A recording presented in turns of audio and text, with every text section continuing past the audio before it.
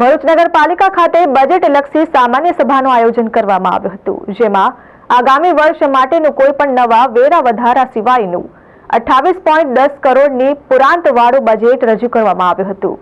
જો કે બજેટમાં જૂના વિકાસ કાર્યોના સમાવેશ સહિતના મુદ્દે સત્તા પક્ષ અને વિપક્ષ વચ્ચે વિવિધ મુદ્દે ચકમક સર્જાઈ હતી। ભરૂચ નગરપાલિકા સભાખંડ ખાતે પ્રમુખ વિભૂતિબા યાદવની અધ્યક્ષતામાં આગામી નાણાકીય વર્ષ માટેની બજેટલક્ષી સામાન્ય સભાનું આયોજન કરવામાં આવ્યું હતું। આ સામાન્ય સભામાં સન 2024-25નું બજેટ મંજૂરી માટે મૂકવામાં આવ્યું હતું। સાથે સાથે સન 2023-24ના બજેટનું રીએપ્રોપ્રિએશનને પણ સભામાં મંજૂરી માટે મૂકવામાં આવ્યું હતું, જે બાદ 191.88 કરોડના બજેટ અને 28.10 કરોડનું પુરાંતવાળું બજેટ મંજૂર કરવામાં આવ્યું હતું। પાલિકા પ્રમુખ વિભૂતિબા યાદવ, મુખ્ય અધિકારી હરેશ અગ્રવાલ, કારોબારી ચેરમેન હેમેન્દ્ર પ્રજાપતિની ઉપસ્થિતિમાં મળેલ સામાન્ય સભામાં ભરૂચ શહેરના વિકાસને લગતા વિવિધ મુદ્દાઓને લઈ ચર્ચાઓ કરવામાં આવી હતી। તેમજ કેટલાક મુદ્દે સત્તા પક્ષ અને વિપક્ષ વચ્ચે ચકમક પણ સર્જાઈ હતી। પાલિકાના સભાખંડમાં મળેલ સામાન્ય સભામાં રંગ ઉપવન, માતરિયા તળાવના બ્યુટિફિકેશન સહિત ફ્લાયઓવર બ્રિજ સહિતના કેટલાક મુદ્દે સત્તા પક્ષ અને વિપક્ષ વચ્ચે ચકમક પણ સર્જાઈ હતી। વિપક્ષના નેતા શમસાદ અલી સૈયદે વેરા વધારાનો ભૂતકાળમાં વિપક્ષે વિરોધ કર્યો હતો, જેના પગલે કોઈ વધારો કરાયો નથી, તેને આવકારવા સાથે દર વર્ષે રંગ ઉપવન, ફાટા તળાવ ખાતે શોપિંગ સેન્ટર, માતરિયા તળાવનું બ્યુટિફિકેશન જેવા મુદ્દાને સમાવવામાં આવે છે, પણ કોઈ કામગીરી થતી નથી। તે અંગે શાસક પક્ષનું ધ્યાન પણ દોર્યું હોવાનું કહ્યું હતું। સામાન્ય સભામાં શાસક પક્ષ દ્વારા કરવેરા વગરનું બજેટ રજૂ કરવામાં આવ્યું, તેને અમે આવકારીએ છીએ।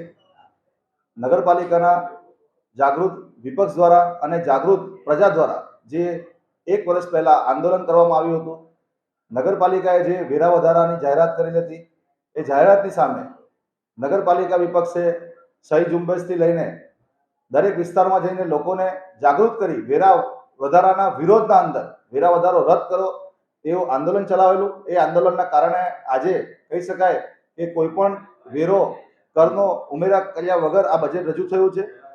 તેની સાથે સાથે જે રીતે આ બજેટના અંદર ઘણા બધા પ્રોજેક્ટો નવા શરૂ કરવાની શાસક પક્ષ દ્વારા જે રજૂ કરેલું હતું, તો અમે એમને યાદ અપાવેલું છે કે ઘણા વર્ષોથી તમે કહી શકાય કે છેલ્લા 15-20 વર્ષથી નગરપાલિકાના ભારતીય જનતા પાર્ટીના શાસક પક્ષ દ્વારા વારંવાર ફાટા તળાવમાં શોપિંગ સેન્ટર બનાવવાની વાત હોય કે રંગ ઉપર શોપિંગ સેન્ટર બનાવવાની વાત હોય, રતન તળાવનું બ્યુટિફિકેશન હોય, વોર્ડ ઓફિસનું નવીનીકરણ હોય, હોકર ઝોન હોય કે પછી વિવિધ માર્ગોની વાત હોય, એ વિવિધ માર્ગો બનાવવાની વાત હોય, એ તમામ જે વાતો હતી એ ફક્ત આજે કાગળ પર છે। પાલિકા પ્રમુખ વિભૂતિબા યાદવે બજેટ ભરૂચ શહેરના સર્વાંગી વિકાસ અને છેવાડાના માનવી સુધી પહોંચાડવા માટે હોવાનું જણાવ્યું હતું। નમસ્કાર, આજ રોજ વર્ષ 2024-25નું 191 કરોડનું બજેટ રજૂ કરવામાં આવ્યું હતું ભરૂચ નગરપાલિકા સભાખંડમાં।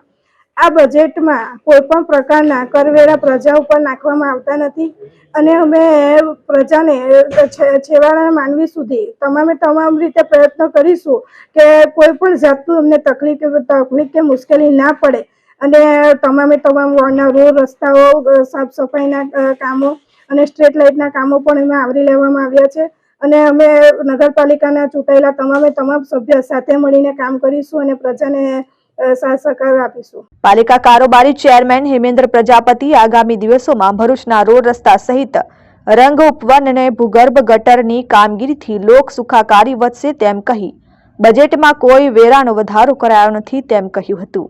સામાન્ય સભામાં સત્તા પક્ષ અને વિપક્ષના મોટા ભાગના પાલિકા સભ્યો ઉપસ્થિત રહ્યા હતા।